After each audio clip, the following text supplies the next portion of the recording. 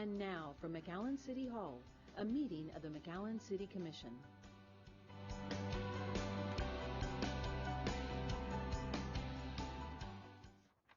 And good evening, everybody. Hopefully you all are having a great day. We'll call to order today's meeting. And first we have Pledge of Allegiance, followed by the invocation by Commissioner Quintanilla. I pledge allegiance to the flag of the United States of America and to the republic for which it stands, one nation, under God, indivisible, with liberty and justice for all. Let us pray. Dear Heavenly Father, Creator of heaven and earth, we begin by giving you thanks for the blessings that you provide, for the abilities that you give us to work and provide for our families. I thank you for law enforcement, including our Border Patrol, as we remember those that have recently died, whether on duty or off duty. We ask that you would comfort their families. I pray for the well-being of all veterans, especially for those that live in our area. Give them peace and comfort as they continue to serve their families and community. I pray for today's meeting that you would give us wisdom to make the best decisions to honor you. Bless our city and its staff members. This I pray in Jesus' name. Amen. Amen. And we have one proclamation, Texas Recycles Day. Commissioner Quintanilla.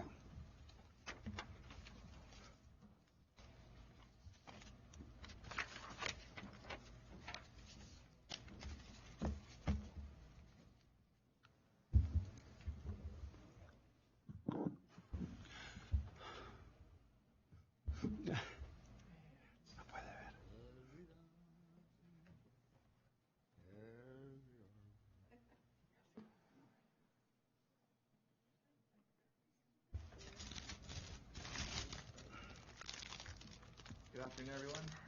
It gives me great pride to give the following proclamation. Whereas November 19th has been designated as Texas Recycling Day. Whereas recycling could significantly decrease the amount of money Texans spend annually to dispose of their trash. Moreover, more than half of waste could be eliminated by recycling of organic material through mulching and composting. Whereas using recycled material for the manufacturing of new products uses less energy than extracting and refining virgin material, thereby reducing the combustion of fossil fuel for energy and the resulting air emissions and conserving our natural resources. Whereas the City of McAllen Public Works, through its programs such as composting and mulching, and recycling for the future, encourages our residents and business community to increase its participation and compliance with our city's recycling efforts. Whereas Keep McAllen Beautiful and the McAllen Recycling Center encourage community leaders to spread the word about programs that involve citizens in environmentally conscious behaviors and call upon our citizens to join in activities that promote and encourage responsible environmental stewardships through recycling and preservation. Now, therefore, I, Omar Quintanilla, City Commissioner of the City of McAllen, Texas, by the virtue and authority vested in me on behalf of the Mayor and City Commission, do hereby proclaim November 19th, 2022 as Texas Recycles Day. Congratulations. Thank you.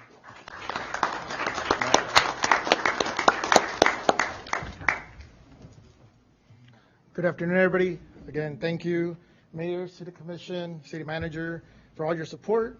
We provided a little basket with some recycled goodies, Kirby, and even a recycled plastic T-shirt. So it's pretty cool. It's so comfortable. Right on the heavy side here.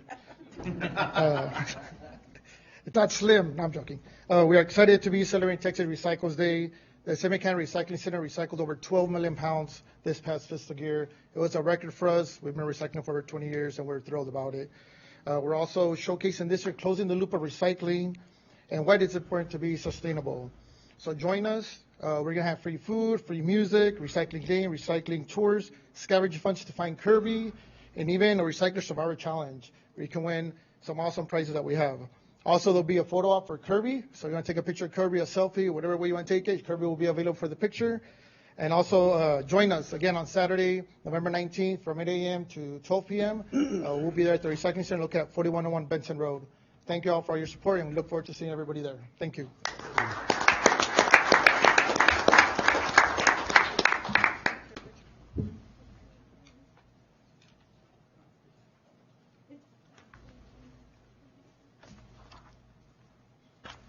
And next we have public hearings.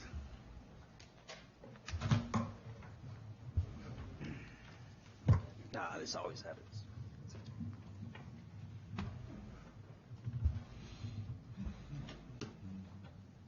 Thank you.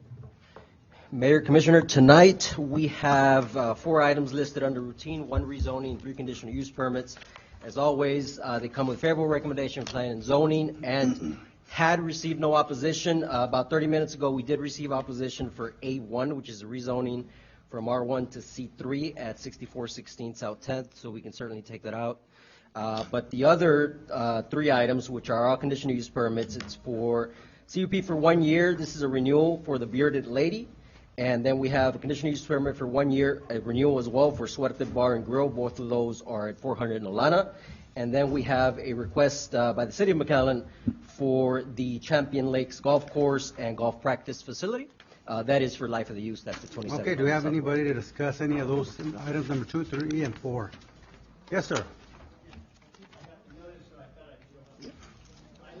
have an office at Nolana Water Tower Center right next to where these bars are, and there's not enough parking. On Friday Okay, and but Saturday is this night, on which item? the Bearded Lady and Here, any okay. other one in that location.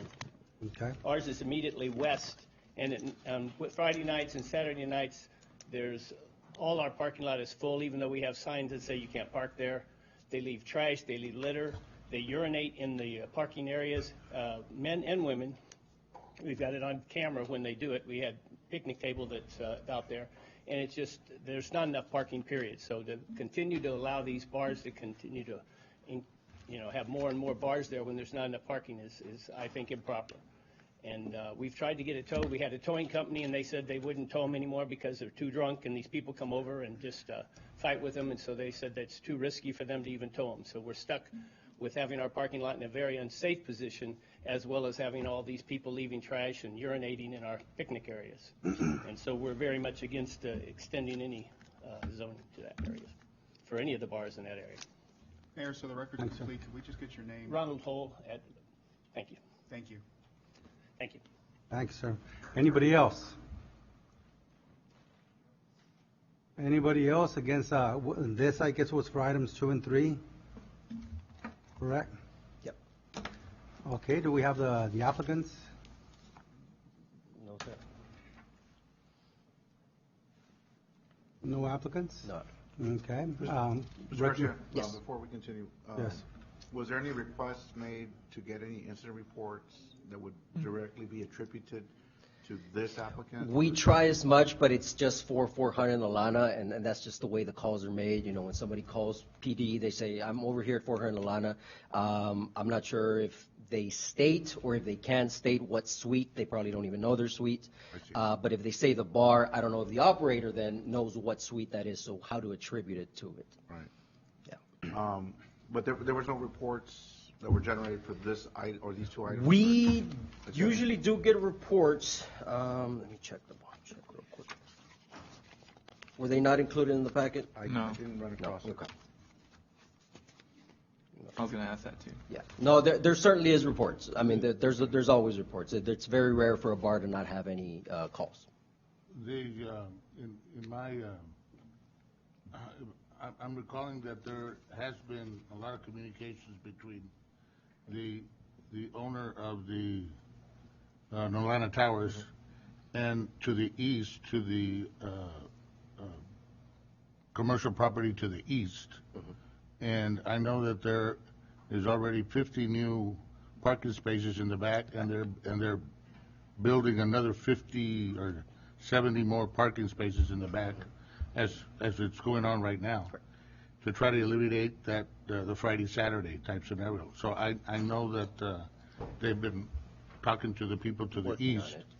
So the gentleman was on the west, the commercial properties on the west, so we could inform them to have communication, As see well, how we're we going can to work certainly that do out. But that's all I know.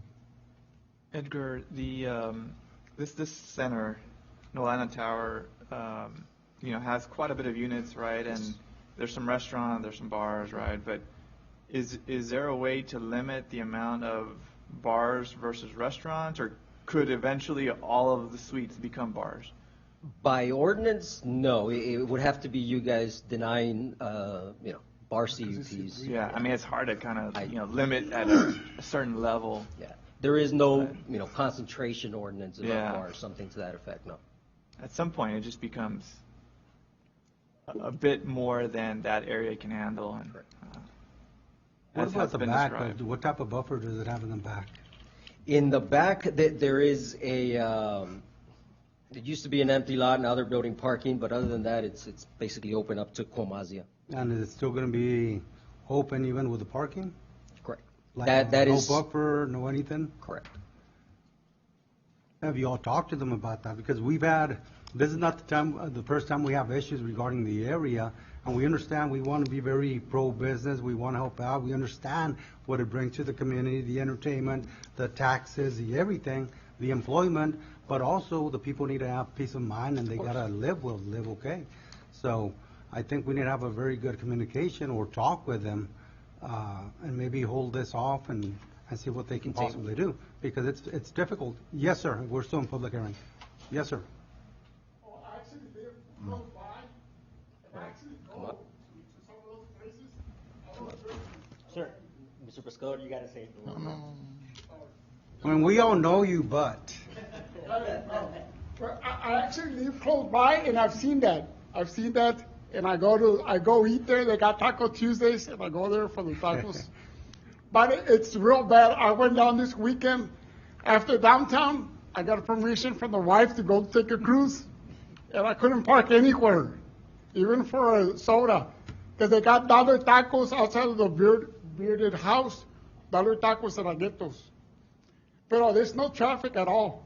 And traffic was at Burger King, at the bank, east, the back, and the front, where they sell the alkaline water. I couldn't park anywhere. And Uber's $4.64 from my house. Sure. So that defeats the purpose of the dollar tacos. Thank you, sir. Mr. Holt, did you have anything else?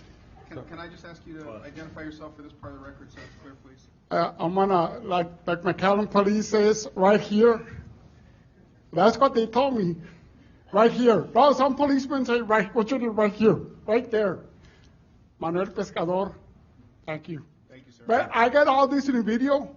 Again, if you guys take a walk, I'll buy you the tacos. Friday night, 1 o'clock. We'll park 4 blocks away, and I'll buy the tacos. That's why I always wear tennis shoes. It's bad or horrendous, but I'm not Anglo. I don't know how to say horrendous. Thank you, Mr. Pescador. Thank you. Yeah, Ronald Cole again. We did contact the police to see if they could do anything. They said if you catch the people urinating, you can call us. But of course, that doesn't work out. It's owned by Alonso Cantu, that whole subdivision. I own my unit. And so he's the one that helped me get signs erected and everything, but we can't get a towing company to come do it because they say it's too risky because everybody's drunk. And it's really leaving a lot of trash, and it leaves a dangerous situation there. Well, we need. That's it. Thank you. Okay, I think we have a lot of issues. We've had issues there, and one of the worst things we can possibly do is shut down businesses. We don't want to unless we really have to. So I say we take a very good look at it, close look at it, and see what we can possibly do. And I agree. I mean, look, if you're in your house, it's your kingdom or your place of business, and you got to be comfortable. So we got to take a look at it and see what we need to do, guys. Yeah, and one of the things, and actually I didn't read it carefully, I thought it was for a new bar, because I was just saying we don't need any new ones there when we've already got so many that there's so much parking. But something needs to be done, either to ones that don't renew or just cut it down or something. But Yeah, this is not a new bar. This is a renewal. I don't frequent the bearded ladies. So But Join Mr. Pescador for the tacos, though. and I can walk.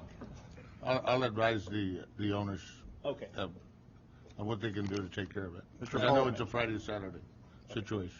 Okay. Has the owner of the property yourself considered putting and I know this is help, and it shouldn't be impugned on your responsibility, but to put gates where you can close and... I talked to Alonso about that, and he was saying that, well, that might work out, but then it would be a problem because whenever anybody needs to come, where you have people that are actually, like we have depositions at night or have other people coming, and they, have to have a gate guard there, and that would just cause the expense. They can't do it. So, I see. So we went with the sign thing, and they got a towing company. And the first night, they towed like 50 vehicles, and then they said, we can't do it anymore. It's too risky. Understand. But thank you. I appreciate it. Thank you for your time. Thank you all. Thanks, sir. What are the wishes of the commission? Well, it's in existing two facilities. Correct. So I know that there's improvement being worked on, so that's all I know. Yeah, and if we go ahead and approve it, my suggestion or recommendation is really need to go and force and check it out and do whatever we need to do. If somebody in reality, and I don't disbelieve it, somebody's out there urinating, they need to get their behind arrested and be put in jail. Yep. I mean, that's not proper here in McAllen or anywhere else. I mean, this is a renewal. The conditions that are not met are the 400-foot distance to the residential area. I assume that the gates in the back are closed when as required. They have the parking, And the parking per our parking spaces ratios. So maybe that's something that this board can look at. Maybe looking at a ratio of parking compared to number of businesses that stay open until 2 a.m. I don't know, whatever metric you all want to use, but for the time being, I mean, I don't think we can impute this particular applicant or applicants for the two items the causing what are very valid concerns that Mr. Hull brought up as well as Mr. Pescador. That being said, I'll make a motion to approve. I hear a second. Commissioner, just for clarity, are you making a motion to approve? I'm sorry. Items 1 through 4? Actually, items, I think one was pulled out. yeah, one was going to be It's pulled 2, out. 3, and 4. Yeah. I'm making a motion to approve items 1A, 2, 3, and 4. To approve Okay. the conditional use permits for each of those. Second. All in favor? Aye. Against? Motion carries. And we have, I guess, item 1. Yes, sir. This is a rezoning from R1 to C3 at 6416 South 10th. The property is located on the north side of South 11th, approximately 41 feet west of South 10th. It measures .14 acres. Adjacent zoning is R1 to the west, north, and south, C3 to the east.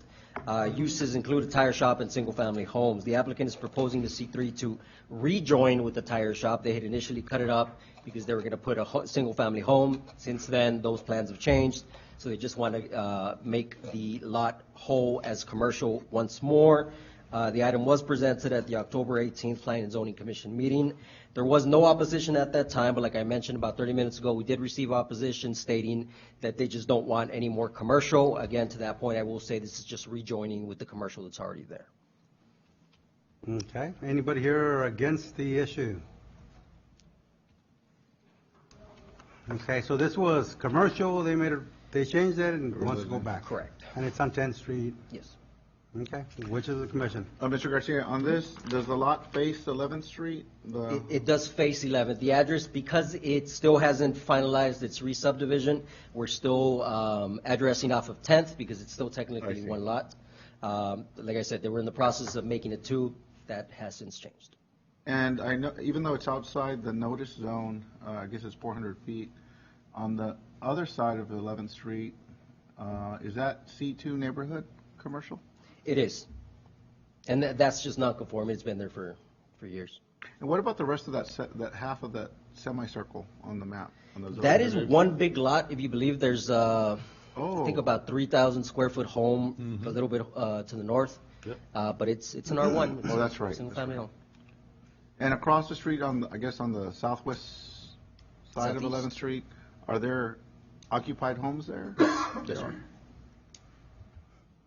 You know, this is my concern is that, and I'm very familiar with this property. I mean, I think that property has not changed since 1965. It's been there forever. But you know, I don't know where the city will grow. I'm hesitant to go back to where we're going to have a more intensive use, where you have residential neighborhoods. I hate to keep pointing fingers, but I keep thinking of Upus and 10th Street. Some prior commission decided to extend the C1, C3 zoning further into the neighborhood, and so that's what causes concern for me on this issue. Those are my thoughts. This one in particular is, it stops right there because the rest is one lot, is the bigger lot. So that, and it's consistent a little bit with the C2. Those businesses have been there forever, like forever. I saw in planning and zoning all the time for CUPs and stuff like that. Yeah. So I think that I understand Commissioner Moore's concerns in a general thing, but this particular one, I think that it makes the trend, and it stops right there because they cannot go further. Right. Because in the middle, it's that big property, and then you have the buffer of the street. So I make a motion to approve. Do I hear a second? Second. All in favor? Aye. Against? Against. Motion carries. Okay, we have The Item rezoning B. from R1 to C3, which was previously tabled, has now been withdrawn by the applicant. Withdrawn? Yes, sir. Thank you. item C. C1 is the conditional use permit of Katia Cantu and Omar Garza on behalf of Powers Extreme Ink Tattoos and Body Piercing Studio for a one-year conditional use permit for a BYOB event center. This property is located on the north side of Nolana, approximately 300 feet west of Bicentennial. It is Zone C3. Adjacent zoning is C3 all around, with surrounding uses being restaurants, businesses, and the IMAS. The applicant is proposing to operate a BYOB event center from a 3,500 square foot building Tuesdays and then Thursday through Saturday from 1 a.m. to 5 a.m. This item was presented at the October 18th Planning and Zoning Commission meeting, where P&Z had just recommended approval of the new BYOB CUP ordinance that we passed at the last meeting and its requirements. So there was no opposition to the CUP at that time. However, P&Z disapproved with a favorable recommendation with compliance with the new ordinance, which means having to close at 2 a.m. The applicant is here because they are insisting on closing till 5. They can certainly speak for their plans. Anybody else on this issue? If not, the applicant?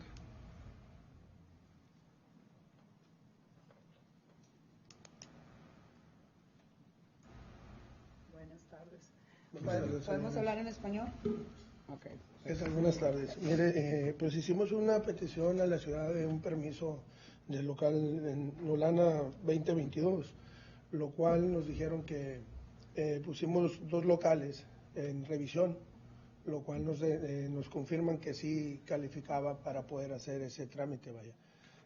Nos dan la papelería para para hacer un contrato con el dueño, lo cual empezamos a hacer los trámites, lo cual se nos comunican que iban a dos revisiones, a 2 juntas, la cual a la primera no pudimos acudir porque no sabíamos, vaya.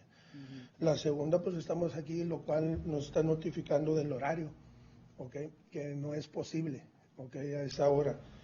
Hace 2 años, anteriormente ahí estaba otro lugar que se llama Calandrias, lo cual ya había habido un permiso para ese lugar, para lo mismo que queremos poner nosotros.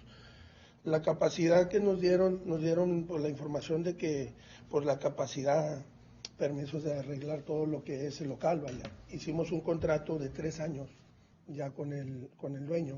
También se le confirma qué es lo que se iba a poner ahí, vaya, ¿se me entiende? Entonces ahorita tenemos ese problema porque, pues digo, tenemos ese contrato, ¿sí? Le dimos seguimiento a gastos de audio, que es un costo casi de $20,000. Tenemos 3 rentas del dueño, obvio, en lo que se estaba arreglando el local. Pues ya tenemos una inversión muy grande, vaya. Entonces, aquí el único problema es de que se comunican que hubo una suspensión de ese permiso, ¿ok? Entró, parece que el 24 de octubre, una orden, que pararon supuestamente eso. Lo cual, pues, a nosotros se nos dificulta mucho porque ya estamos, o sea, se nos hubiera notificado tal vez, esa suspensión entró, nosotros hicimos el movimiento en octubre, septiembre, lo cual si se nos hubiera comunicado por parte de la ciudad que había una suspensión, digo, nosotros a lo mejor no hacemos ese contrato, no damos seguimiento, ¿ok? Ahora entra la petición y pues estamos con ese pues gran problema, vaya. Nosotros desde agosto pedimos información de esos negocios, fuimos a varios negocios y pedimos información a la ciudad de cuál se podía hacer, y ellos dijeron, en los tres se pueden hacer el BYOB. Dijimos el horario, dijimos los días, y dijeron, no problema. Nos dieron la papelería, fuimos nosotros con el dueño para que nos firmara también. Entonces nosotros entregamos los papeles en septiembre 19, y todo iba bien. Ya después, cuando empezamos nosotros a pedir permiso para poner la luz, ya fue cuando la ciudad empezó a darnos de que no, saben que se va a parar, si quieren les damos el dinero para atrás. Nosotros, permítanme, pues es que nosotros acabamos de hacer un contrato, porque ustedes nos dijeron que sí se podía, y hasta yo les pregunté de qué es la junta. No, nada más es de que a ver si no hay oponentes o residencias cercas, o sea, no lo hicieron saber que iba a pasar todo esto. Entonces, pues nosotros dijimos, no, pues vamos a seguir, ¿verdad?, con la petición que estábamos pidiendo, el permiso. Ahora nos están cambiando todo. Nosotros nada más íbamos a abrir 4 días, martes, jueves, viernes y sábado, de 1 a 5. No estamos abriéndolo todo el día. O sea, entonces, ahora es lo que están cambiando. Ustedes cambiaron todo cuando nosotros habíamos aplicado desde hace mucho. No sé, o sea... Bueno, perdón, la capacidad nos bajaron a 99, nos autorizaron, nos mandaron a 99 personas. El lugar está entre 180 a 200 personas.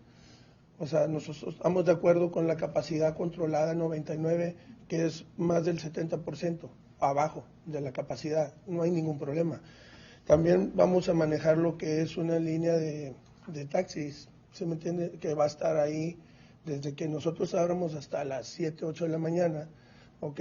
Tenemos básicamente todo el estacionamiento por el dueño, ¿sí? También tenemos más de 300 estacionamientos, o sea, entonces hay, pues con la capacidad también está controlado, o sea, son 99 personas de 200, que es la capacidad realmente del lugar, vaya, ¿se me entiende? Queremos manejar también departamento de policía, ¿ok? No vamos a meter guardias, son de policías oficiales. Entonces, pues queremos trabajar con una capacidad controlada, ¿se me entiende? Básicamente abajo del 70%, ¿se me entiende? Y le digo y le comento, el gran problema, pues es el contrato que traemos. Si no nos hubieran dado a lo mejor esa papelería por una suspensión, pues no hacemos ese contrato. Ahorita se me va a venir, ahorita traigo este problema y tal vez una demanda. ¿Se me entiende? Y a las 2 de la nosotros abrir a la 1 y cerrar a las 2, o sea, no, es un horario, es un horario de barra.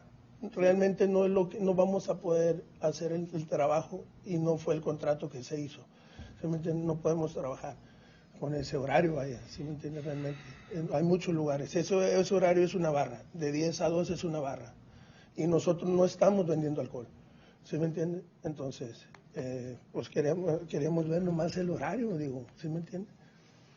Y pues está controlado, básicamente el descontrol se sale cuando no hay una capacidad controlada, pero le vuelvo a repetir, con 99 personas vamos a batallar porque es muy poca gente, realmente, pero es algo controlado, o sea, no es algo que se pueda salir de control con esa capacidad de gente, ¿sí me entiende?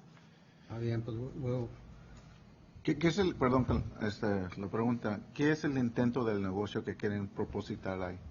Es social event, es nomás, o sea, llegar a ver música, entretenimiento. Sí.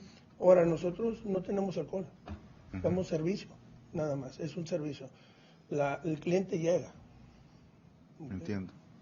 Bueno, parte, yo sé que ya estaban abajo de contrato, ya tenían esos trámites con el dueño, entiendo. Pero viéndolo bien, de parte de esta mesa directiva, hay locales que tienen la situación que no están vendiendo alcohol, pero vienen la gente propio, ¿verdad? Y traen su cerveza, su vino, lo que sea, ¿verdad? Eso está permitido. El problema que yo veo es que en este condado hay una incidencia alto de choques, choferes y alcohol, especialmente en ese tiempo. Usted ya sabe. De la gente que ya llega. Ajá. Y no lo estoy diciendo, usted está bien porque no está vendiendo el alcohol, pero sí está felicitando a personas que están manejando para llegar a su lugar, tomar y luego de salir.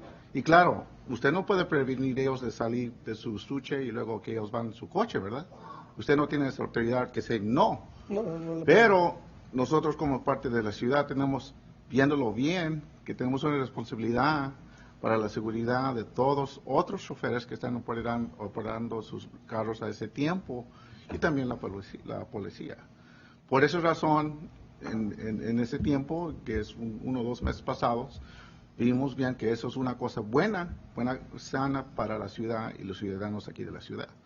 No era específicamente para prohibir usted ese contrato. Ok, McAllen ya lo va a suspender, o sea, ya no va a estar para McAllen.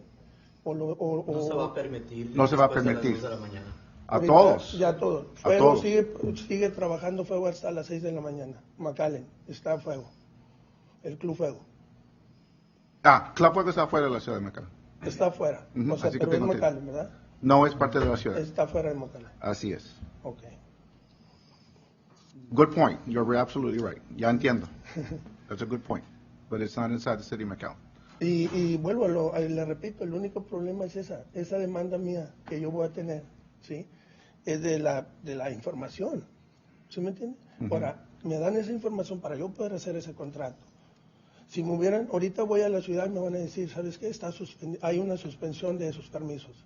Yo no hago nada. Yo todos estos contratos, este gasto de audio, de renta, pues no la puedo hacer. Prácticamente no puedo hacer un movimiento si no me dan un permiso, no un permiso, o sea, para poder hacer un contrato. ¿Sí me entiende? Ahorita aquí la petición entró después y el problema ahorita que yo traigo, ¿cómo voy a trabajar para pagar eso? ¿Sí me entiende? De lo que yo al dueño le pedí la petición de su lugar para trabajarlo. Ese es ahorita el problema que también nos está perjudicando. ¿Sí me entiende? Que no le voy a decir siempre no puedo, porque entró una petición después de la papelería que me dieron para que me firmara el señor Fuentes.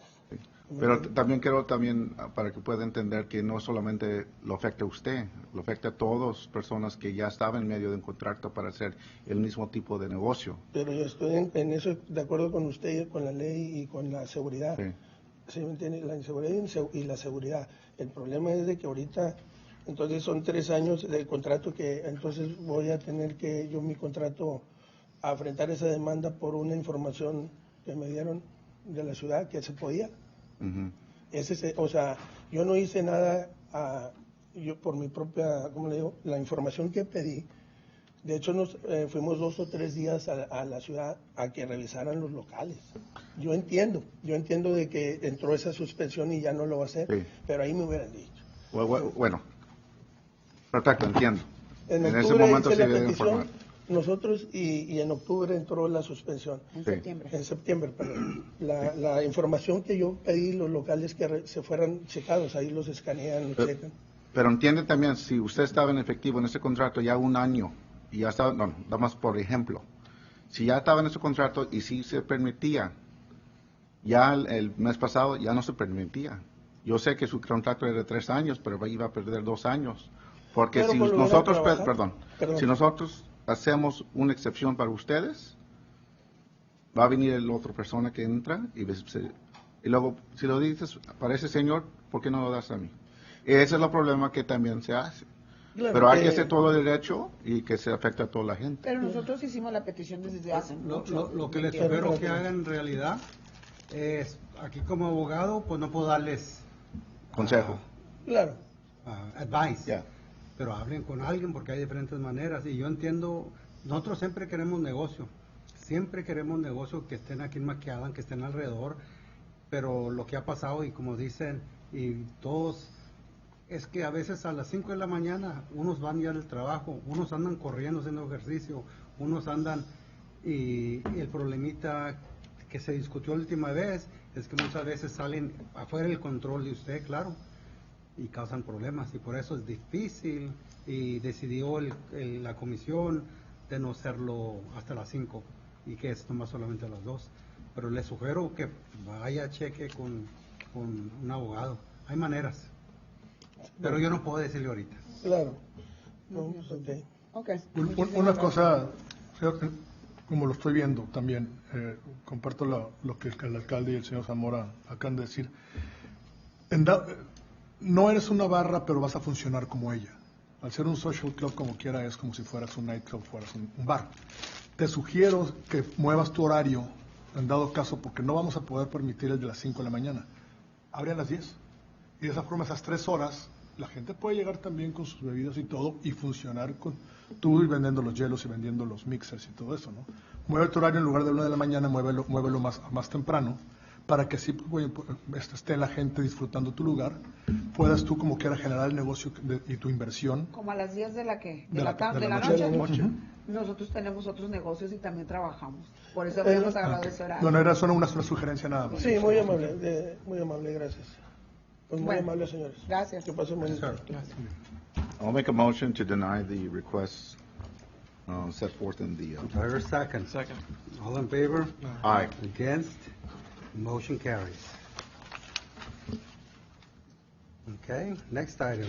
Next is a request of David Rousseau for a conditional use permit for 1 year for a smoke and vape shop at 2200 Trenton Road, Suite A. Again, this property is located on the north side of Trenton, east of 23rd. It is zone C3. Adjacent zoning is C3 to the west and south, AO to the south as well, and R1 to the north and east. Surrounding uses include businesses, restaurants, single-family homes, as well as a church. The applicant is proposing to operate a vape and smoke shop daily from 11 a.m. to 3 a.m. The item was presented at the October 18th P&Z. There was no opposition, and it was unanimously disapproved with a favorable recommendation. Anybody here speak against the item? Not? Do I hear a motion to approve? So moved. Second. All in favor? Aye. Against? Motion carries. Next item. Mayor, Yes, sir. if we could go back to item C1, I want to make sure that we understood the motion that Commissioner made. I believe, and I just want the record to be clear, were you making a motion to deny the CUP or to I'm sorry. deny the request for a deviation from the BYOB ordinance? Thank you for the clarification. I make a motion to rescind my motion that was subsequently approved by the board. I actually making a motion to approve the conditional use permit for 1 year and for the permittee to abide by all BYOB ordinances of the city. Thank you for the correction.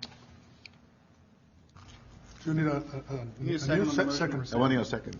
I rescinded. All in favor? Aye. Against? Aye. Okay, now what's the motion? Or was that to It was rescind? to approve the CUP, but just to With a cut it to rescind. 2 a.m. Okay. I We're mean, good. they can function, they can open and do whatever they want, but it just. Thank you, Counselor. Thank you. Next item. It's a request also of David Rousseau for a conditional use permit for a smoke and vape shop, at this time at 4000 North 10th Street. This property is located on the northeast corner of Nolana and 10th. It is zone C3 as well. Adjacent zoning is C3 all around. Uses include businesses, restaurants, as well as a bank. The applicant is proposing to operate a vape and smoke shop daily from 10 a.m. to 3 a.m. Same thing, item was presented October 18th Planning and Zoning Commission meeting. There was no opposition, and it was unanimously disapproved with a recommendation for approval. Anybody here to speak against the item? No, if not, do I hear a motion to approve as recommended? So moved. Second. All in favor? Against? Motion carries. I need a motion to amend the zoning ordinance of the city of McAllen. So moved. Second. All in favor? Aye. Against? Motion carries. Item E. Sir, this is a request of Jack and Hilda Edwards for a designation of McAllen City Landmark at the west 25th feet of Lot 11 and all of lots 12, 13, Block 11, Millmore addition to McAllen subdivision, otherwise known as 1321 Jasmine Avenue. So this property is located on the southeast corner of North Main and Jasmine Avenue. It is zoned R1. It was built in the English Tudor style. It's a two-story home. Like I said, it's part of the Millmore addition, and it was built in 1927. In fact, the October 30th, 1927 edition of the McAllen Daily Press made a front page announcement stating, "Miller moves a new home," and went on to describe the house as a beautiful new home, entirely modern in every respect. The first owner was Paul David Miller. He was born in Kansas but moved to the Valley in 1925. He was very active, and he moved to McAllen in 1926, specifically to supervise construction of the home. He was part of the Valley Building and Loan Association. He was also elected president of the McAllen Retail Merchants Association and appointed director of the Texas League of Building and Loan Association. He was an active member of the community as part of First Methodist Church, local chapter of the Freemasons, the Rotary Club, and American Legion. One of his last accomplishments before passing was bringing the annual state convention of the Texas League of Building and Loan Associations to South Texas for the first time. The property was subsequently purchased by Anna Marietta Kelsey. She was originally from Marietta, Georgia, and she was adopted by John and Amanda Kelsey, who were early settlers of South Texas. After her father's death, Ms. Kelsey took over the family's ranching and farming business, becoming known as one of the leading businessmen of Starr and Jim Hogg counties. She was even appointed deputy sheriff of Starr County in 1918, which enabled her to be one of the few females at the time to carry a gun. Also in Starr County, she was named the first char of the Starr County Red Cross chapter. In July of 1931, Ms. Kelsey moved to McAllen after purchasing the subject house. She was known as one of Texas' most philanthropic people by being a donor to building churches, parsonages, and public buildings from Corpus all the way down to Mexico City. In McAllen, her work includes a donation to the Women's Club building, serving on the board of the McAllen Memorial Library, where she gave $10,000 to its building. She also helped with the purchase of the first Methodist Church, McAllen on Main Street, and in 1952, she published a book titled Through the Years, which focused on her knowledge of pioneer life along the border. Proceeds from the book went to the Cerebral Palsy Fund of FAR. A year later, Ms. Kelsey passed in her Jasmine home. The home itself does meet the requirements set out in the city's historic preservation ordinance. The item was presented at the HPC meeting of September 28th, where it received a recommendation for approval. At the October 18th Planning and Zoning Commission meeting, there was a neighboring property owner, concerned with the intention of the applicants in regards to surrounding properties and how they would be affected. After some discussion, P&Z voted to recommend disapproval of the landmark designation with 4 members present, 3 voting in favor, 1 abstention. Given the negative recommendation from P&Z, a supermajority is required tonight for approval. What's the purpose of, I just don't get what is the downfall of designating it as far as the rest of the neighbors? I can't speak for the mind of that neighboring property owner, but I would say I think their belief that labeling this property a landmark designation would give them something to complain about other going-ons in the area, basically. An example? Commercial restaurants operating maybe after 10, after midnight, music, stuff like that. Because of the designation? I'm not saying I agree with that, I'm just saying that is the belief. Was that why Planning and Zoning denied the... They had concerns as well. They shared the concerns of the neighboring property owner. Yeah, I've had many discussions with the applicant, the Edwards. It is a beautiful home. It does have significant historic value. I think even when I spoke to them, and they can add to it, we wanted to make sure that I said I never had any opposition to their intent to go after this landmark, right? As long as it wasn't intended to harm the nearby businesses or even future permit applicants for commercial business. For the most part, I believe I've got confirmation that it would have no adverse effect on current business or future permit holders, because I think some of the concerns I've gotten, I guess, from the people who were opposed to this being designated a landmark or historic designation was that the designation itself would be to some extent weaponized against the business, right? Obviously the power for most of the decisions on permits is within the commission, and, it does meet the designation request as staff has confirmed, right? It meets all the requirements from that, and I'm not sure how much of a discussion around intent we want to have. But I kind of agree with you that it doesn't matter what at the very end, everything that happens at the very end is going to have to come to us. We know what this is, we know what they're looking at. It's actually it's a beautiful home. It is a beautiful home. And it has history, and if it meets the other requirements, I don't see the purpose or the reason not to. No.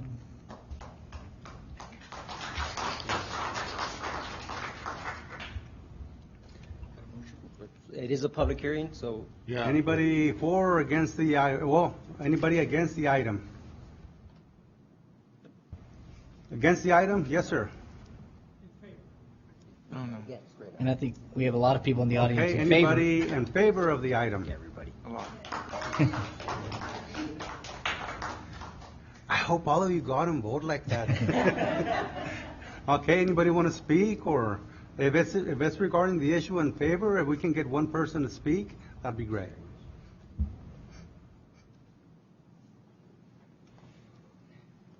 No, it's public hearing, so we have to.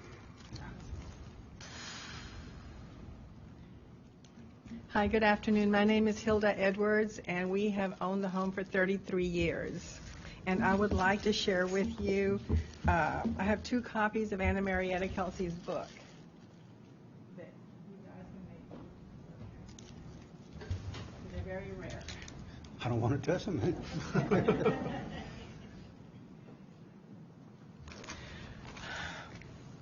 Okay, Jack and I ask that the McAllen Board of Commissioners designate our home as a historic landmark because it represents distinctive elements of McAllen's historic, architectural, and cultural heritage. This 1927 English Tudor home was built by Mr. Paul D. Miller, who spared no expense in constructing a house that was the cornerstone of the Millmore addition. It was Mr. Miller's home until his death from typhoid fever in 1930 at the age of 42. Miss Anna Marietta Kelsey purchased the home in 1931 when she moved from Rio Grande City. Her significant philanthropic work throughout McAllen, South Texas, and Mexico was widely known. A 1948 Monitor article stated one of McAllen's most distinguished citizens, Miss Anna Marietta Kelsey, is scheduled to be honored this year with an unusual award. It will be a medal struck by the Methodist Church to honor her for her contributions to the cause of Mexican Methodist churches. Miss Kelsey died on July 1st, 1953. Newspaper headlines from across the state announced her death the following day. The Waco News headline was, Miss Anna Kelsey, Texas philanthropist, is dead. From the Brownsville Herald, Miss Anna Marietta Kelsey, 90, one of the South's most outstanding philanthropic women, dies at 4:52 a.m. Wednesday at her home, 1321 Jasmine Avenue, after an illness of more than a year. From the Valley Morning Star, Miss Kelsey's recent book, Through the Years, has had a wide circulation and is a tribute to her literary ability and her knowledge of pioneer life in the Valley. This home merits historical landmark recognition because it embodies the distinctive characteristics of a type, period, and method of historical construction and architecture, and is associated with the lives of persons significant to our past. Both Mr. Miller and Miss Kelsey gave greatly to the early development of the city of McAllen, but because of Miss Kelsey's extensive philanthropic work throughout McAllen, South Texas, and Mexico, we ask that the home be named in her honor. We have spent 33 years restoring and maintaining the structure of the home. We ask that you help us in preserving it. Thank you. Thank you, ma'am. And it is a beautiful home. I guess everybody would have the same comments. Yes, sir? Yes? Thank you. I just wanted to just add to that very quickly. So I'm a member of the Hidalgo County Historical Commission. I've written a letter of support that I think has been included. But I also wanted to mention that this has support from Nueces County and from Starr County as well. Just thank you for your consideration. It goes beyond the history of McAllen. Thanks so much. What are the wishes of the commission? I understand it has to be supermajority, but I really hope it's unanimous. I would make a motion to approve the designation. Is there a second?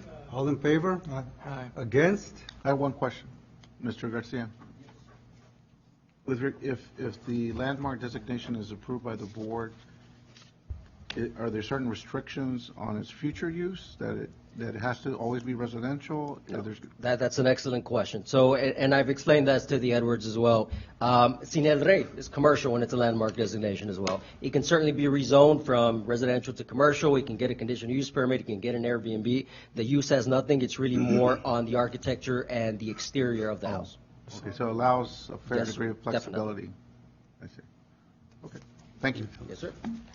All in favor? Aye. Sir, were you Against? wanting to speak for or against?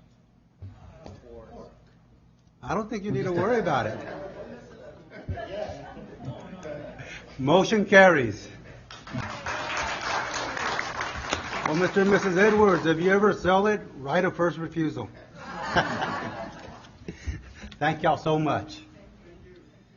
Okay, that's the end of public hearing. We have consent agenda items 2A through H. Do we need to pull anything out? Motion to approve. Do I hear a second? Second. All in favor? Aye. Against? Motion carries. Item 3. 3A is a water contract for the purchase of 19 traffic signals. Mayor and Commission Traffic Operations Department is needing approval of the purchase of 19 traffic signal poles. These poles will be purchased through the HGAC buy-board system. The purchase of these signal poles are for various projects around the city of McAllen as a result of roadway widening, new construction, and So if intersections. they're from the buy board, shouldn't they be in the consent? The contract. They could. I didn't put it on consent. Okay. Staff recommends award of the purchase of 19 traffic signal poles in the amount of $204,902.24 to Consolidated Traffic Controls, Inc., and we open it up for any questions. I'll make a motion to approve. Second. All in favor? Aye. Against? Motion carries. Item B. The water contract for Dove Avenue roadway from Benson to 41st. The project scope includes the construction of a quarter-mile, four-lane urban curb and gutter with a new roadway with adjacent sidewalks. Dove Avenue will provide better east-west traffic mobility and drainage between Benson Road and Ware Road. The lowest responsive bidder was Go Underground LLC of Harlingen, Texas, in the total amount of $3,258,584.74. A detailed bid tabulation is attached for your review. Staff recommends award of the contract, and we open it up for any questions.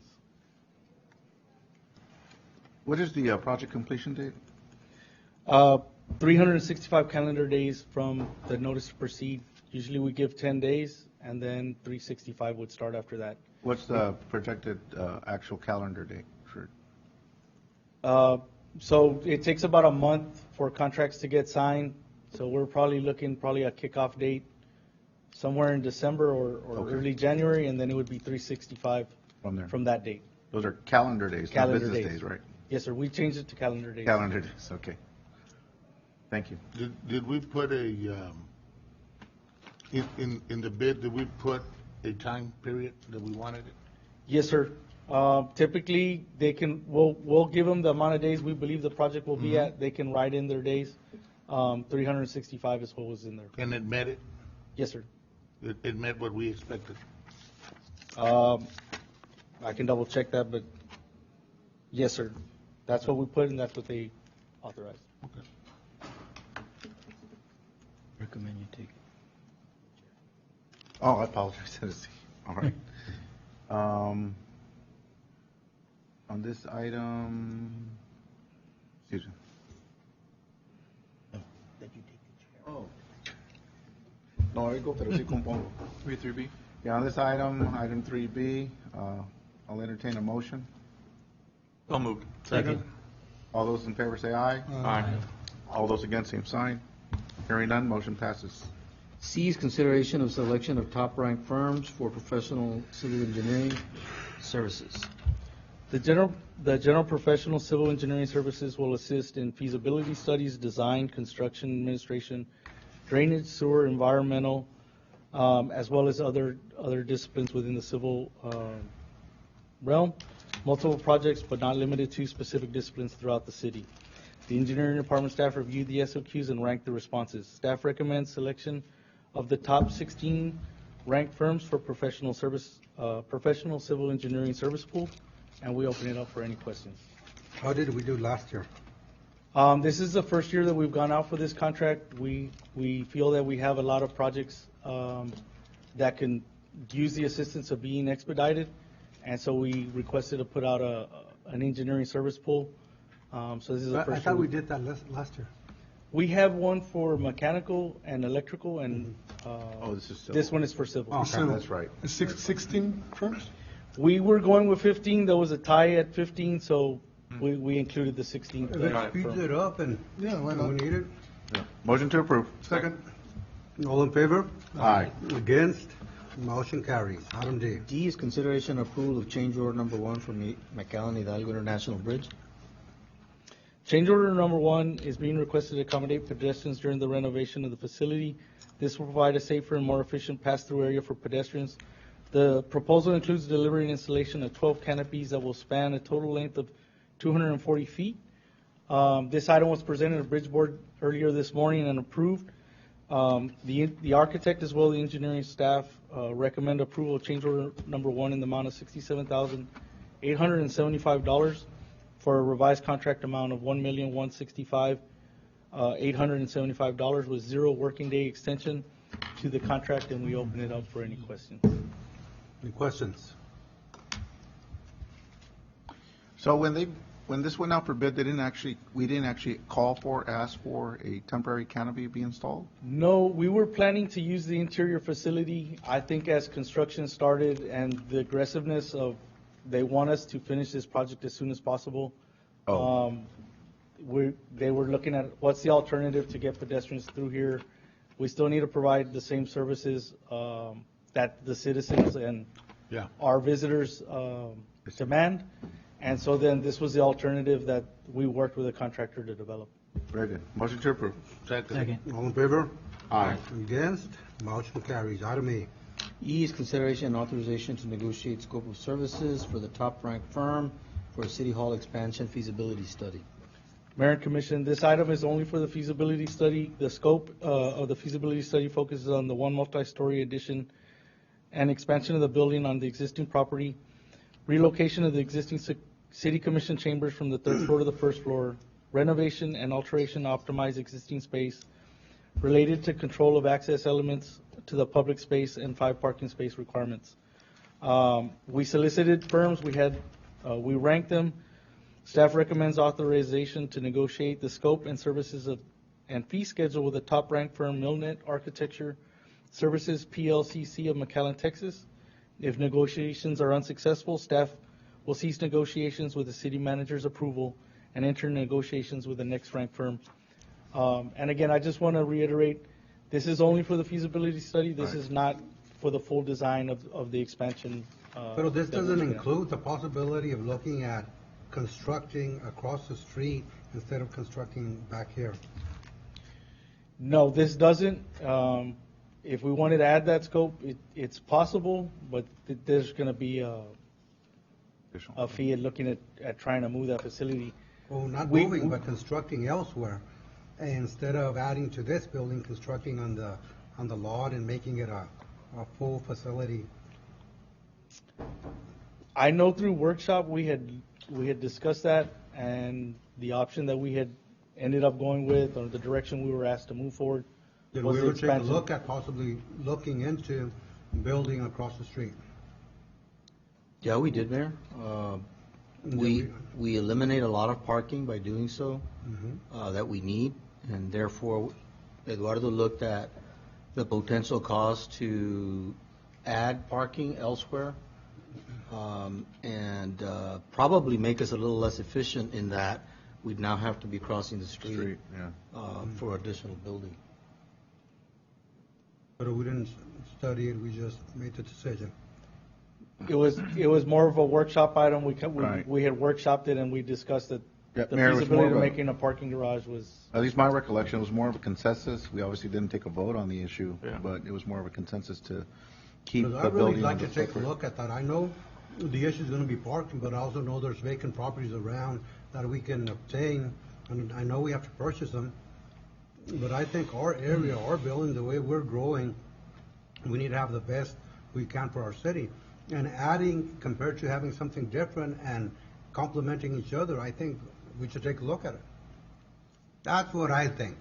But of course, I don't act by myself. Could the study be, I guess, I know for an additional fee to be enlarged? Because, I mean, just for me, from a safety issue, having me cross from the DA's office going to the new courthouse is going to be a safety issue.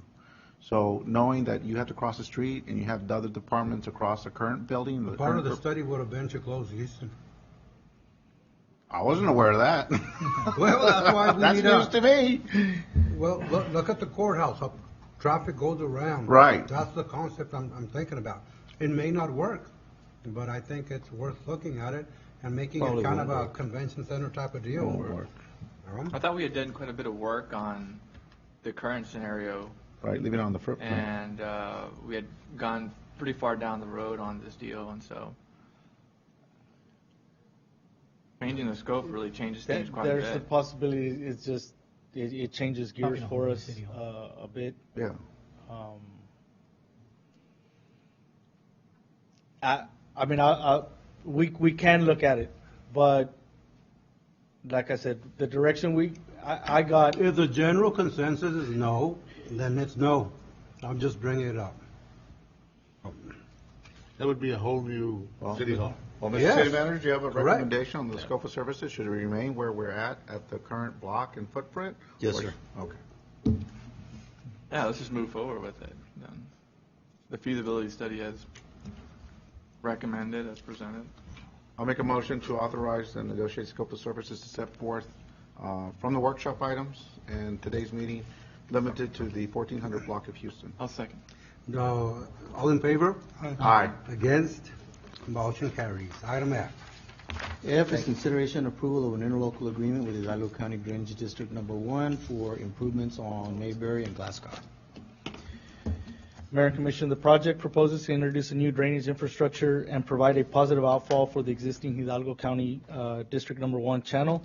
The city's contribution is $998,942.11 and was derived as 30% of the total estimated project cost of $3,329,807.02.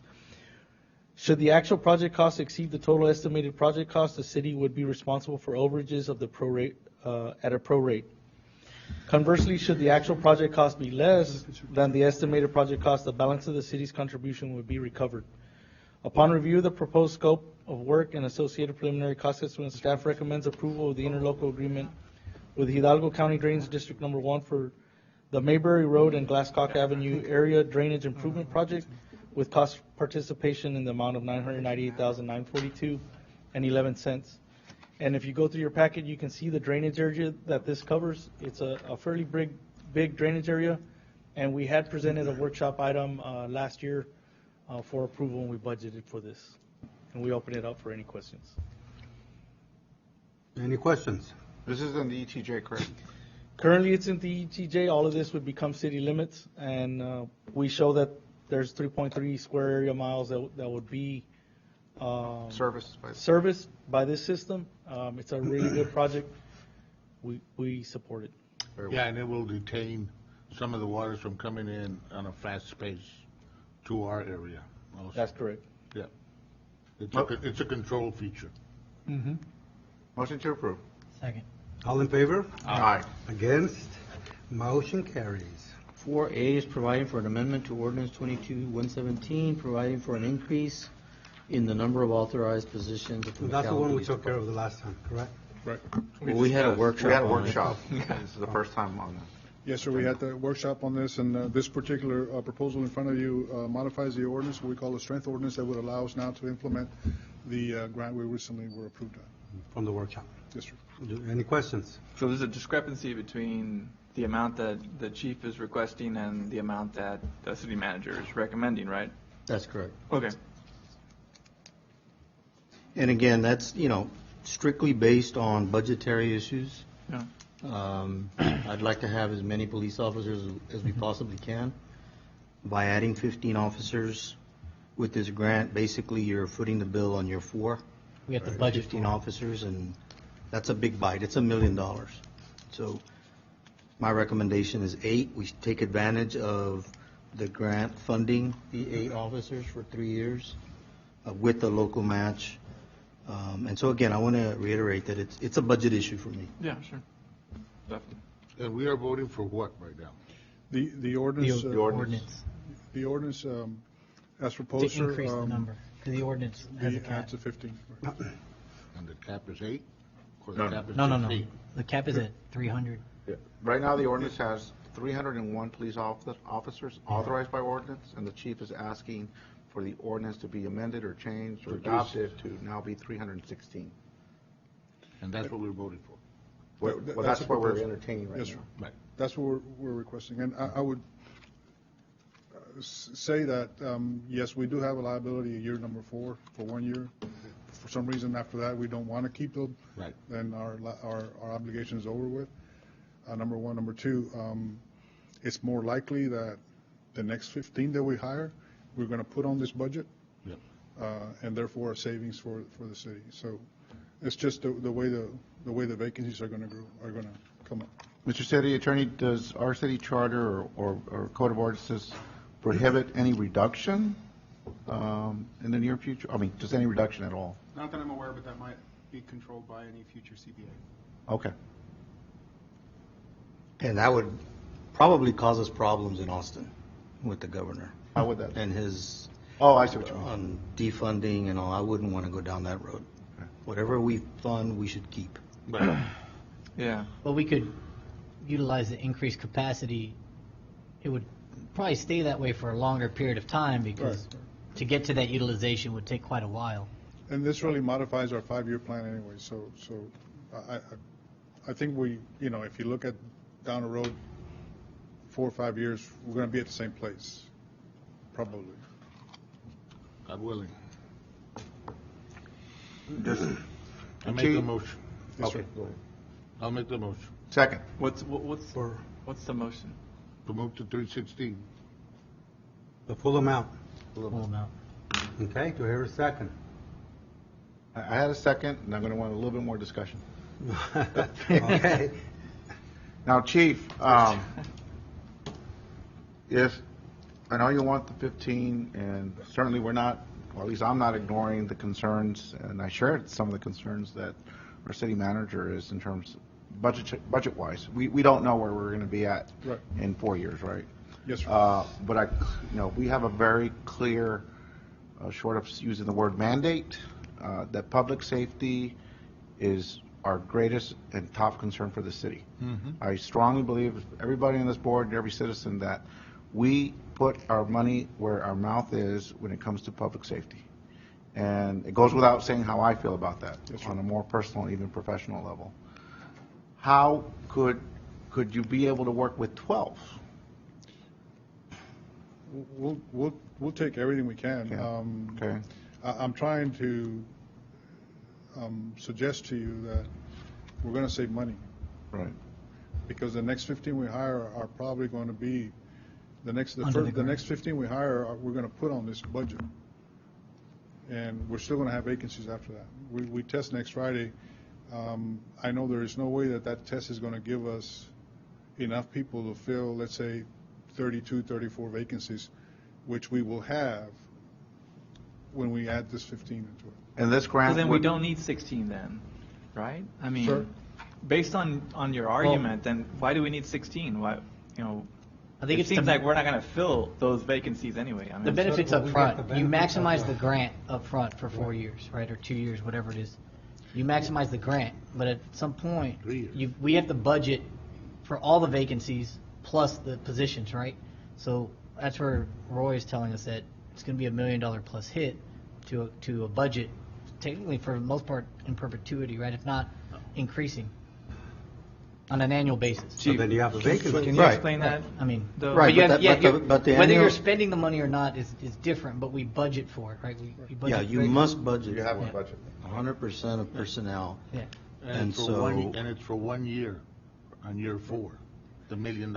No, every year after. Yeah, every year after Because that. now you budget for that amount For every year. perpetuity. So growing salaries, growing Your benefits. budget grows by $1 million. No, but after the year 4, we can stop it if we choose. Right. We're not going to That- you let only go. do that The by only way you reducing- can stop it is Defunding is to eliminate positions. And I would strongly recommend, that's the only way to stop it. So I think just to make clear, I'm hearing new questions. Number one is what would this add to the budget next year?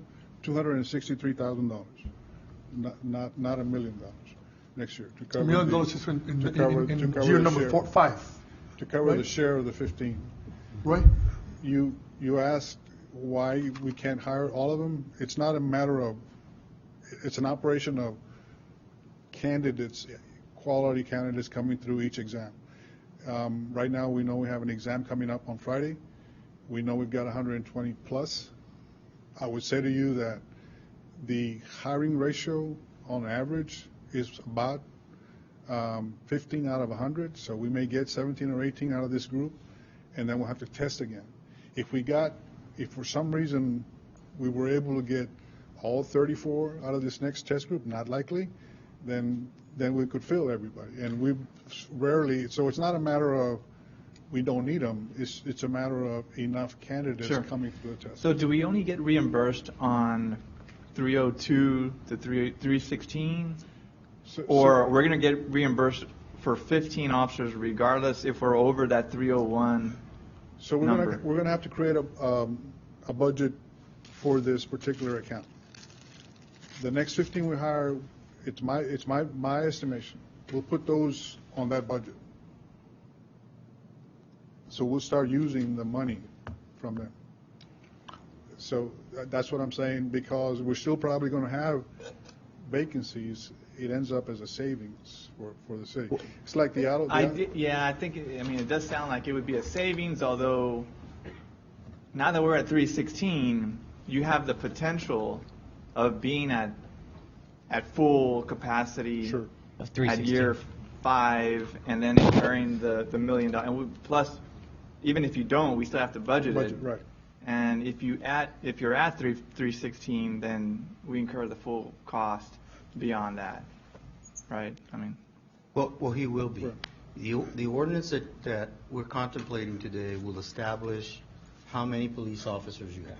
Mm-hmm. So it can be, if you add 0, if we say, you know what, we don't want the grant, stays at 301. So it can be 301, it can be 302, it can be 316. Whatever number you pick, we have to budget 100% of that cost. Mm-hmm. Okay? So our matching amount, and I know it's close, I don't know what the number is because I don't have it in the packet, but I think it's $260-some thousand. Right. That's the hit on year 1. Okay? 263. It's a great deal. Year 2, same thing, 263. Year 3, 263. That's if you have no increases in compensation, which you probably will. Okay? And then year 4, that 263 becomes 1 million. That's where my concern is that in 1 year, you will be increasing your budget by $640,000 in 1 year for police officers. We've never done that. Okay? We've never done that. And so, nobody loves cops up here more than me. Okay? I'll just say that for the record. So, that's not the question. The question is, can we afford it? It's kind of like, and I know this is going to be a terrible analogy, but if something's on sale, doesn't mean I need it. It's on sale. And so I would just caution you that every dollar that we spend here is a dollar we can't spend in a pothole or in code enforcement or engineering and so on. That's all. Chief, what is the total dollar value over the 3 years of this grant? 1.8 million. When was the last time that our city was either applied and was actually granted any considerable amount of money for officers? I'm guessing that it was pre-1990. Thank you. Okay, but let me ask one thing. Go ahead. We're growing between 2 and 3 police officers a year. It was two this year and 0 last year. Yeah. Okay, 2 this year and 0 last year. Okay, so let's just say we're 2, and in 3 years, that's 6. That by year 4, we would be adding 6 to 8. That's what I'm recommending. That's exactly what I'm recommending. I know that's what you're recommending. He's recommending it at the pace that we Right. But we wouldn't get the 1.8, we would get half of the 1.8. Yes. Right. That's what you're recommending. Right. To not put us into year 4 with a mandate of all Yeah. 15. Right. Okay? Yes, but it's only for, but what I understand, it's a mandate for only 1 year in year 4. Yes, sir. You're saying yes. That's what he's saying. Okay? So, to us, you have 3 years of getting 15 in which, our community is expressing that they really want to feel safe and we're growing tremendously.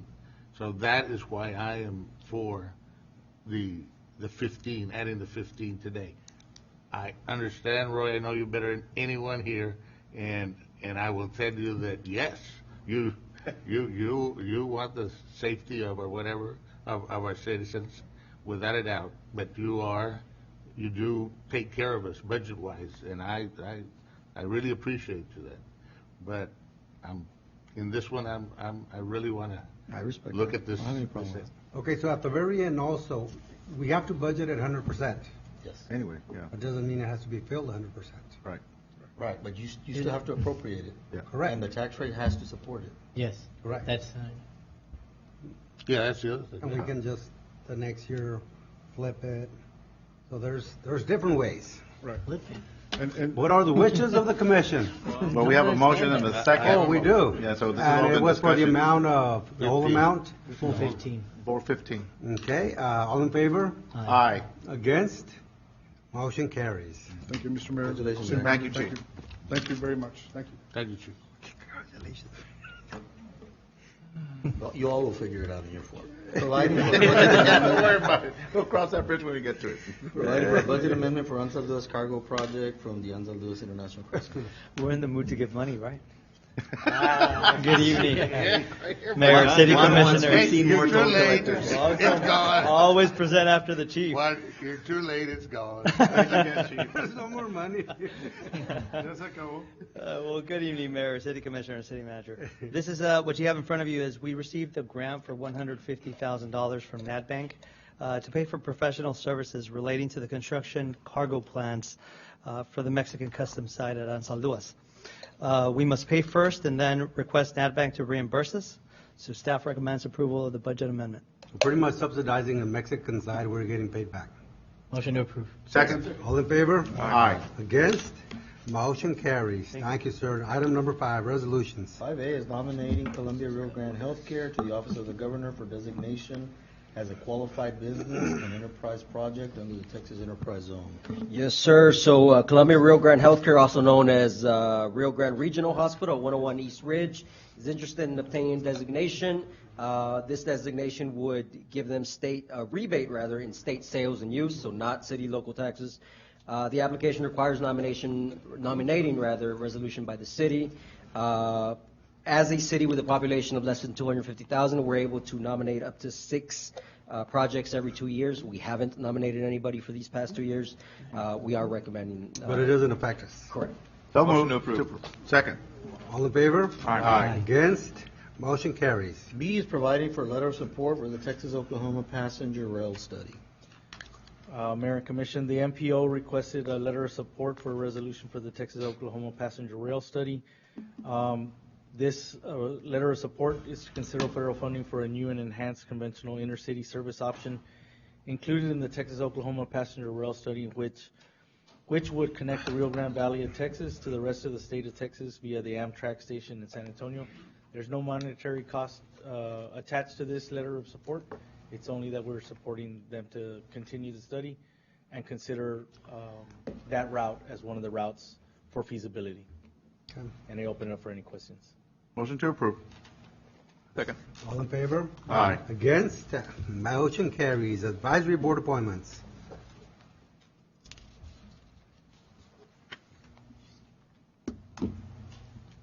Good evening, Mayor and City Commission. This item is for advisory board appointments. You have been provided a spreadsheet. The names highlighted in yellow are Members that no longer wish to serve or have missed 50% of the meetings as per ordinance 2813-104. Those in orange have termed out and are no longer eligible. I have received nominations from Mayor Villalobos appointing Alex Munoz to the Golf Course Advisory Board, and from Commissioner Tony Aguirre appointing Aaron Daniel Rivera to the Planning and Zoning Board. And at this time, I'll entertain any other nominations that the Commission wishes to make. I received your list of potential applicants for those vacancies, and I'll get back to you by the next hearing. Will do. Me too. Yeah, I'll get back to you also. I got two more. Hello. I talked to Lucia Regalado, and she wants opt-out. Okay. Will do. Do we need a motion? I don't remember. Do I have a motion to approve the nominations? Motion. Second. All in favor? Aye. Against? Motion carries. Tax collection report. All I'm saying is I don't want the tax rate increase next year. You don't. No, it'll be in year 4. Okay. Year 4. That'll be fine. Get us $1.8 million and we'll talk. I know where it was. It was We in the will. voter approval tax rate. Okay, so before you, please find the year-to-date collection report for October the 1st, 2021 through September 30th, 2022. We began with the beginning balance of $53,036,057. The adjusted levy due to appraisal district corrections brought us up to $54,572,102.87. We collected $53,290,262, bringing our year-to-date collection rate to 97.65%, which was an increase compared to last year of 97.24%. In the middle of the report, you'll just see a breakdown by property type. In real estate, we collected $47,038,167, which brought our rate to 97.68. In personal property, we collected $6,144,351, bringing our collection rate to 97.65. In mobile homes, we collected $96,791.84 for an 83.93 collection rate. And in minerals, we collected $10,951, bringing our collection rate to 98.30. At the bottom of the report, you'll see additional collections and fees that we collect. Late rendition penalty, $66,272. Penalty and interest, $769,635. Attorney fees, $322,297.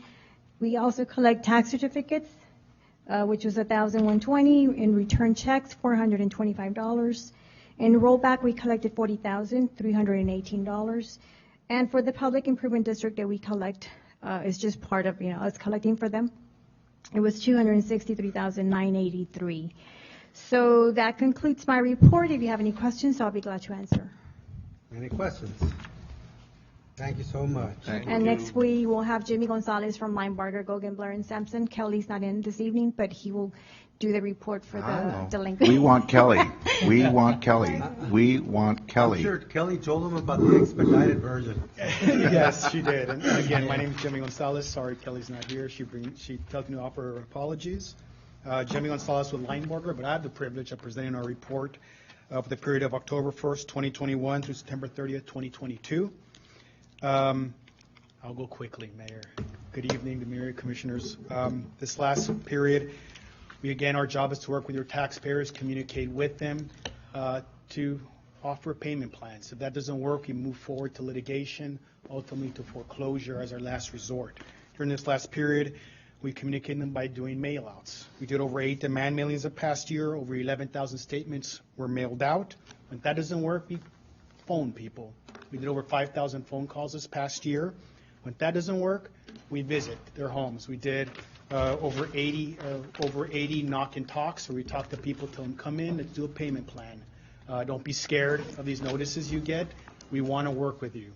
When that doesn't work, we move towards litigation. During this past year, the past fiscal year, filed over 200 lawsuits, took over 163 cases disposed, took 95 judgments, filed 26 tax warrants on business personal property. We have pending over 383 cases in litigation.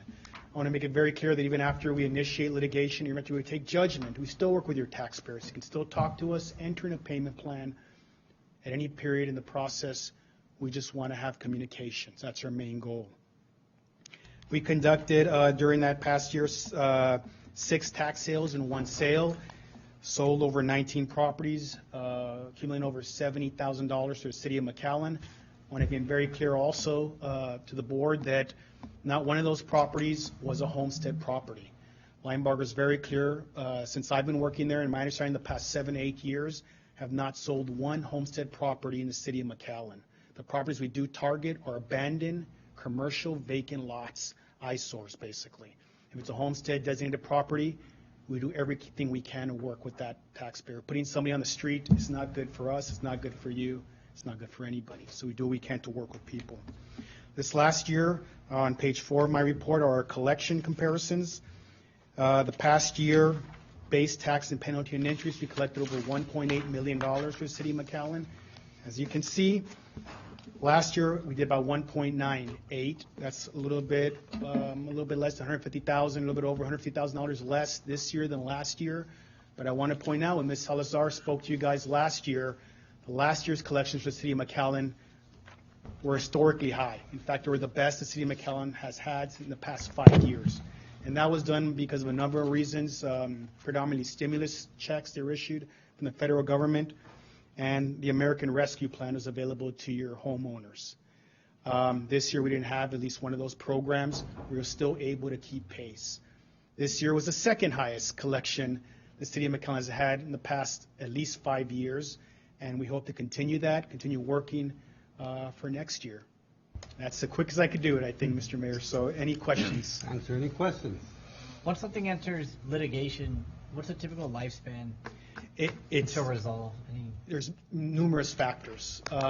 Whether we can serve the heirs or the proper parties. Most often what happens is that we enter into payment plans. So someone comes in, will pay, they're paying, they can't pay in 1 year, 2 years, 3 years. So what we do is we reset the case till they can. Other times what happens is a taxpayer just goes in front of the judge. And you got a taxpayer in front of a judge asking for more time. Can I please, I need more time to pay. I can yell and scream all I can. I want to take judgment today. If the judge resets for 6 months, it's the judge's decision. So that's the main issue. But most often we're working something out, because once you have a court date, people show up, people get worried and want to enter in a payment plan, and we work with them. Mr. Mayor, permission to cross-examine Mr. Gonzalez. I hope those days are over, Mr. Zamora, right? Permission denied. Thank you very much. Thank you so much. Thank you, Jimmy. Good to see you. Can you issue your agenda items? Anything? Anybody? If not, we'll recess into executive session.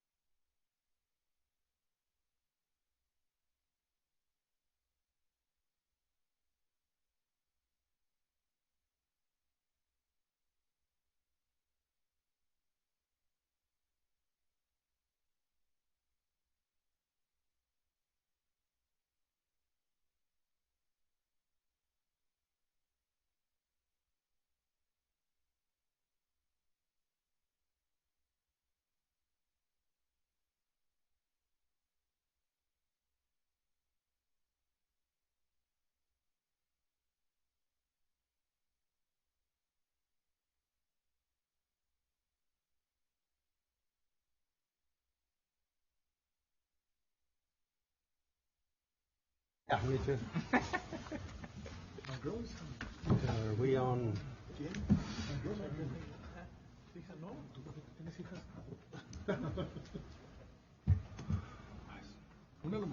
We're back from executive session. Time is 7:21. Council, what do we have?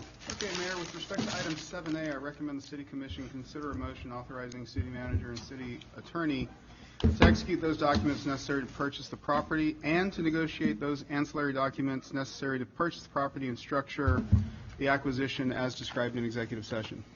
So moved. Second. All in favor? Aye. Against? Motion carries. And Mayor, with respect to item 7B, I recommend the City Commission take no action. With respect to item 7C1, I recommend the City Commission consider a motion approving the economic development incentives described in executive session. Do I hear a motion? So moved. Second. All in favor? Aye. Against? Motion carries. With respect to item 7C2, I recommend the City Commission authorizing city manager and city attorney to negotiate the economic development incentives described in executive session as well. So moved. Second. All in favor? Aye. Against? Motion carries. With respect to items 7D, 7E, 7F, and 7G, I recommend no action at this time. And there being no further business, this meeting is adjourned. Regular City Commission meetings are held on the second and fourth Monday of each month. Meetings are rebroadcast on Tuesdays, Thursdays, and Saturdays on the McAllen Cable Network.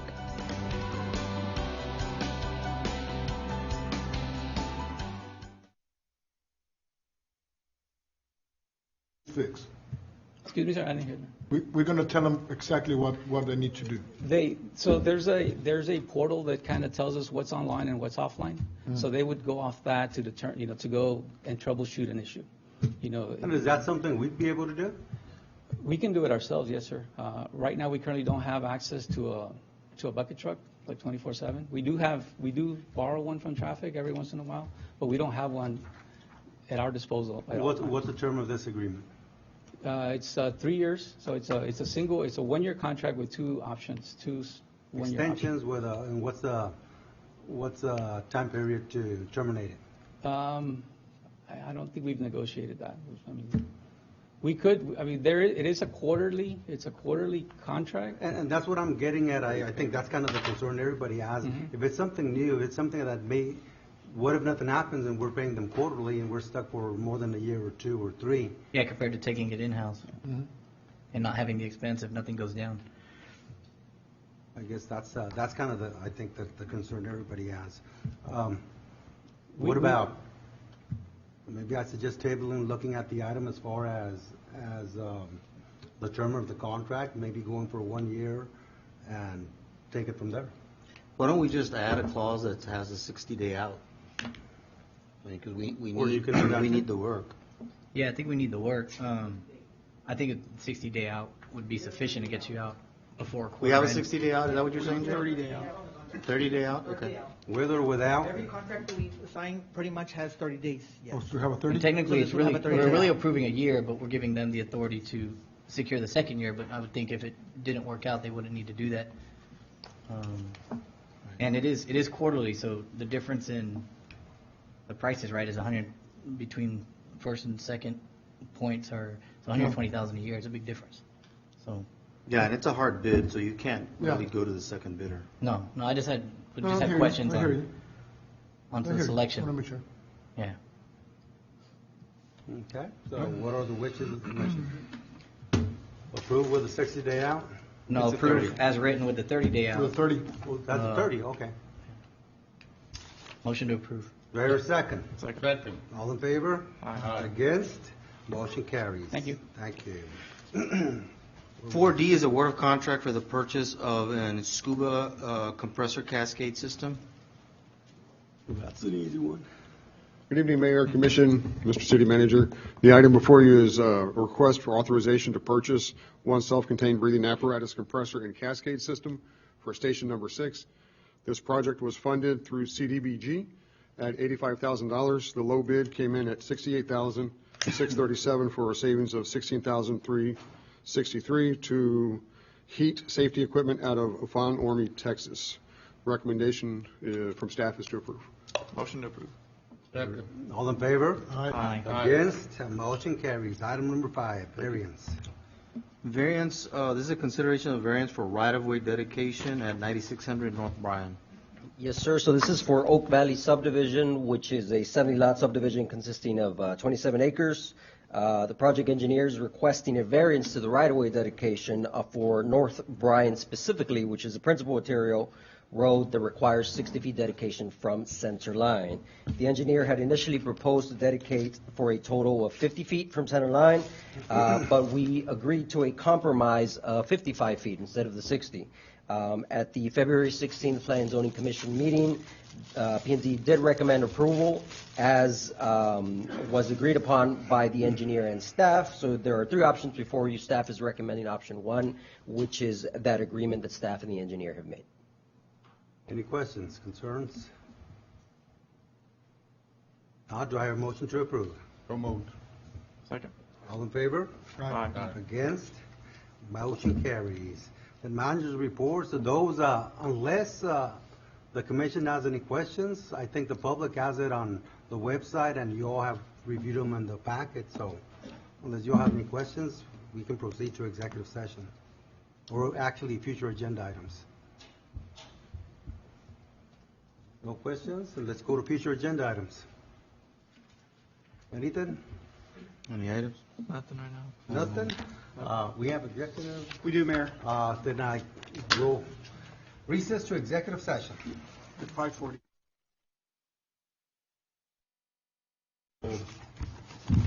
We're back from executive session. The time is 6:19. Counselor, what do we have?